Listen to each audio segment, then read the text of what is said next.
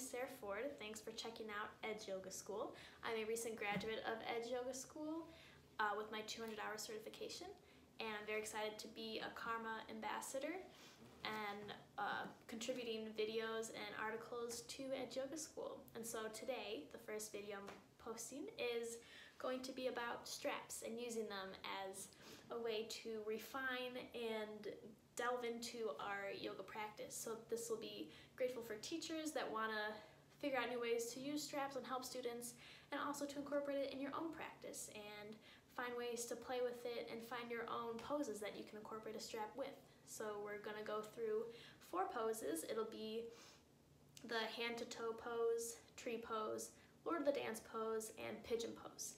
And so I walk through each of those using this lovely strap that I love. So thank you for watching. So we're going to start with the standing hand to toe pose. This one, alignment is very important with the spine. And so you want your feet planted here. And using the strap, you can place the strap underneath your foot. And you just have your hand holding the end of the strap here. And once you're rooted, so say if we're rising our right leg up first, we'll be rooting the left leg. We bend the knee first, and then extend it out. And that's the pose. Instead of having to reach forward and grab your foot, it kind of causes you to hunch over. This helps you keep alignment with your spine while stretching and getting that opening in the hamstring. So you feel that opening in your chest, your spine, your hamstring, without closing anything off. And this really causes you to engage your leg and both legs. And you can always, if you want to do a bend here, you can use this to walk your spine in, or your chest in, to where it's comfortable. So that's the standing head to toe, hand to toe. And if you'd like to do a moving it outwards as a variation, if you have your foot extended like this, and you just gently guide it out and open. So again, that keeps you aligned vertically, and then it engages the muscles that should be engaged instead of worrying about how to keep your hand connected to your foot. So that's a standing hand to toe pose. So our next pose is tree pose.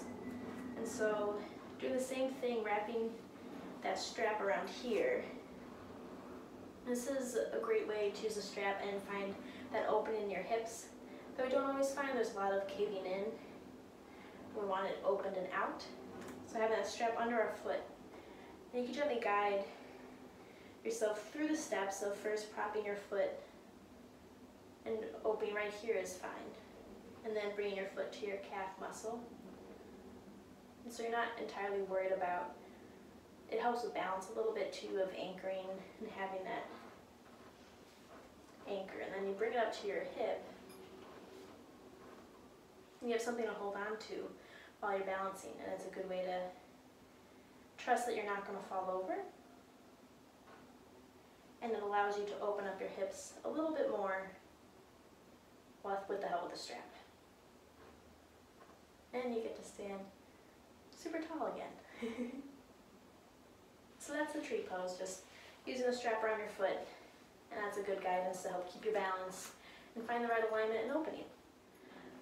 So we're going to do Lord of the Dance pose, and what helps in some poses when you need your strap trapped differently on your foot and it keeps falling off, you can, if your strap has the loops at the end, you can put your strap in there so it's a nice little circle to stick your foot in.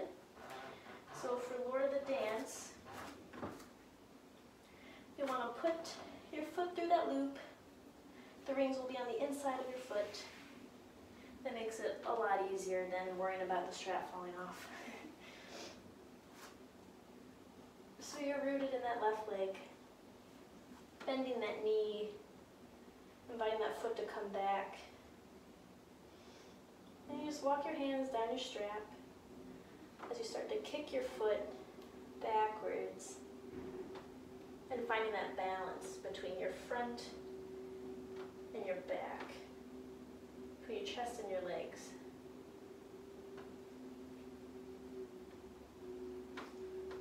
So you're finding these openings. And it makes balancing a little bit easier because you have an anchor to hang on to. You can just experiment and play with how far forward you go, how far back you can reach, because using the strap allows you to have that opening that you wouldn't necessarily get when trying to grab your foot and hang on to it for life.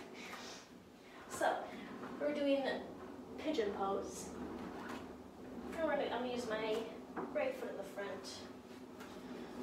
And you can wrap, put the strap around. You want the ring side to be at the bottom of your foot. This just helps instead of worrying about the strap falling off your foot.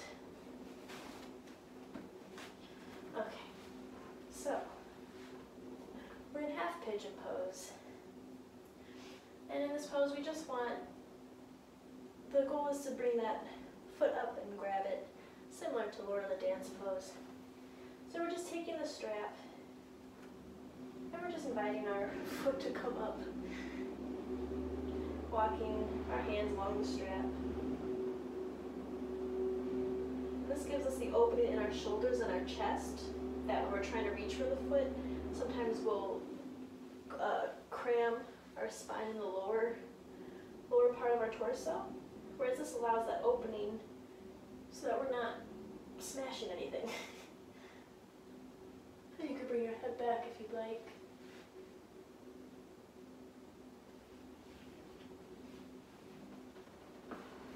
And there's a way to get into pigeon pose with a strap. So those are 4 poses that you can incorporate the strap with. And I encourage you to explore and play with different ways that you can incorporate the strap in your practice. It helps so much with finding opening and that confidence in being able to do balance poses and just finding new ways to play. It's a lot of fun. I love straps. And thank you for watching this video and joining me today. Namaste.